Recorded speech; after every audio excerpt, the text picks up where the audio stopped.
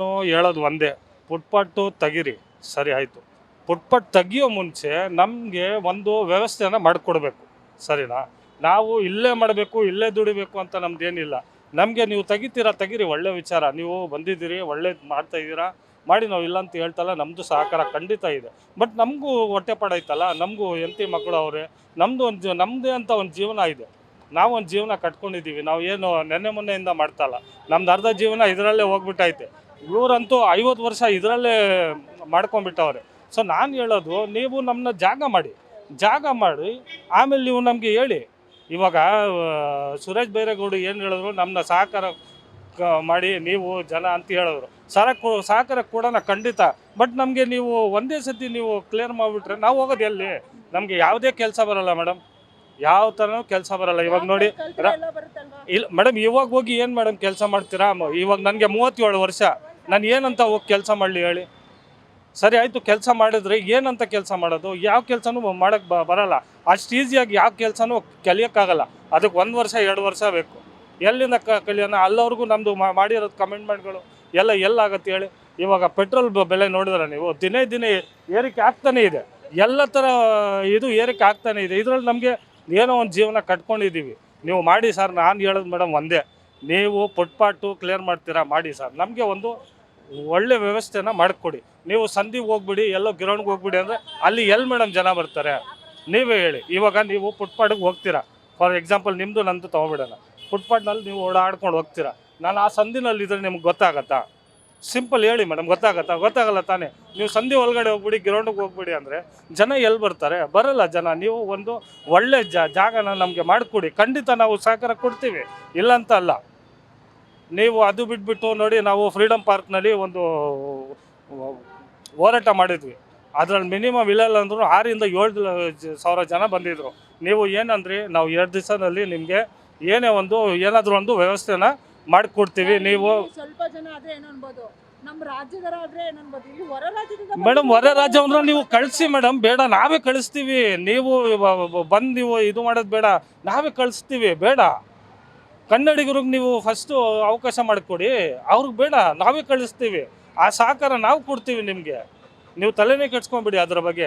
ನಾವೇ ಹೇಳ್ತಾ ಇದ್ದೀವಲ್ಲ ನಿಮಗೆ. ಆ ಥರ ನೀವು ವ್ಯವಸ್ಥೆ ಮಾಡಿ. ನೀವು ಯಾವುದೇ ವಿಚಾರ ಹೊರ ರಾಜ್ಯದಿಂದ ಬಂದಿರೋರು ಅದು ಇದು ಅಂತ ಮಿಕ್ಸ್ ಮಾಡಿಬಿಟ್ಟು ಅದ್ರ ಜೊತೆಗೆ ನಮಗೆ ನೀವು ಕಳಿಸ್ಬಿಟ್ರೆ ನಾವು ಎಲ್ಲಿ ಹೋಗೋಣ ಹೇಳಿ?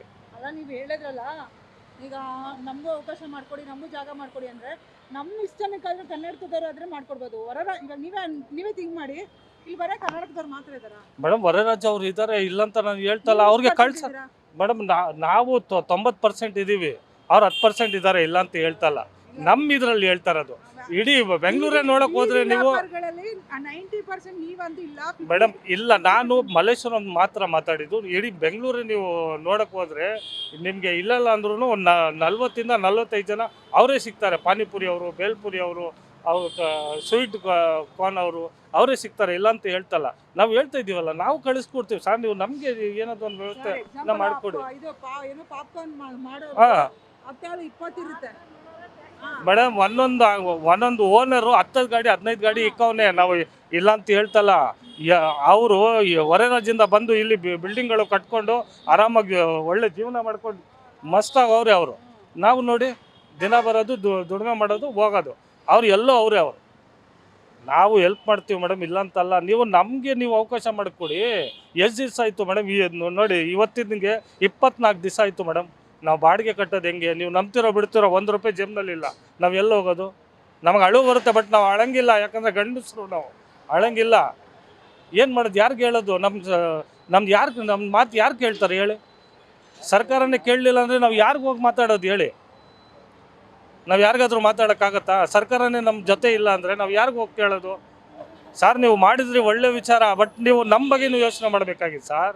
ನೀವು ಪಾಸಿಟಿವ್ ನೆಗೆಟಿವ್ ಎರಡೂ ಯೋಚನೆ ಮಾಡಬೇಕಾಗಿತ್ತು. ನೀವು ಬರೀ ಒಂದೇ ನೀವು ನನಗೆ ಸಹಕಾರ ಕೊಡಿ, ಬಟ್ ನನ್ನ ಬಗ್ಗೆ ಜನ ಬೈತಾರೆ. ಬೈಯದ್ದೆ ಸರ್, ನೀವು ಮಾಡಿದ್ದೆ ಅಂತ ಕೆಲಸ. ನೀವು ಒಳ್ಳೆ ಕೆಲಸ ಮಾಡಿದ್ರಿ. ನಾವು ಇಲ್ಲ ಅಂತ ಹೇಳ್ತಲ್ಲ. ನೀವು ಒಂದೇ ಸತಿ ಕ್ಲಿಯರ್ ಮಾಡಿಬಿಟ್ರಿ, ನಾವು ಹೋಗೋದು ಎಲ್ಲಿ? ನಮ್ಮ ಬಗ್ಗೆ ಯೋಚನೆ ಮಾಡಿದ್ರ? ಯೋಚನೆ ಮಾಡಿಲ್ಲ. ನೀವು ಮಾಡಿದ್ರೆ ನಾವು ಯಾಕೆ ಹಿಂಗಿರ್ತಿದ್ವಿ ಹೇಳಿ? ಇವಾಗ ನೋಡಿ, ವಿಜಯನಗರನಲ್ಲಿ ಬಿಟ್ಟವ್ರೆ. ಇವಾಗ ಫಾರ್ ಎಕ್ಸಾಂಪಲ್ಲು ವಿಜಯನಗರನಲ್ಲಿ ಬಿಟ್ಟವ್ರೆ, ಅಂಗಡಿಗಳು ಹಾಕವ್ರೆ. ಜಯನಗರನಲ್ಲಿ ಅಂಗಡಿ ಹಾಕೋರೆ ಮತ್ತು ಮೆಜೆಸ್ಟಿಕ್ನಲ್ಲಿ ಅಂಗಡಿ ಹಾಕೋರೆ, ನಾವು ಇಲ್ಲಿ ಹಾಕಿಲ್ಲ. ಇದು ನ್ಯಾಯನೇ ಅನ್ಯಾಯನ ಹೇಳಿ, ನೀವೇ ಹೇಳಿ. ಅನ್ಯಾಯ ತಾನೇ ಇದು. ಮಲ್ಲೇಶ್ವರಂ ಬಗ್ಗೆ ನೀವು ಯಾಕೆ ಅಷ್ಟೊಂದು ನಿಮಗೆ ಕೋಪ?